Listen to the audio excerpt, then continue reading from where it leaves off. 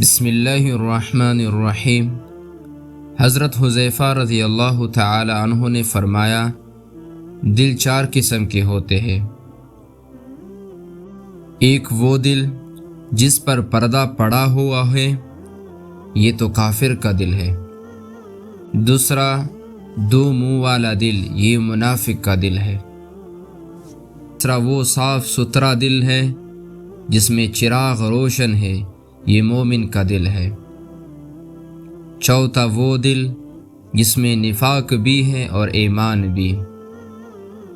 ایمان کی مثال اس درخت جیسی ہے جو عمدہ پانی سے بڑھتا ہے، اور نفاق کی شان پوڑے جیسی ہے جو پیپ اور خون سے بڑھتا ہے۔ ایمان اور نفاق میں جس کی صفت غالب آ جائے گی وہی غالب آ جائے گا۔ اللہ تعالیٰ ہر کسی کو ہدایت کرتا ہے، چاہے وہ کافر ہو وہ مسلمان ہو۔ جس کے نصیب میں ہدایت لکھی ہو وہ مسلمان ہو جاتا ہے، جس کے نصیب میں بدبختی لکھی ہوتی ہے وہ بدبخت رہتا ہے۔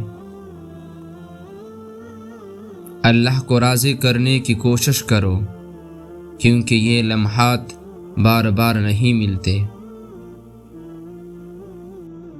جتنی تم گناہ کی طرف بڑھو گے اتنی ہی اللہ کی رحمت سے دور بھاگو گے۔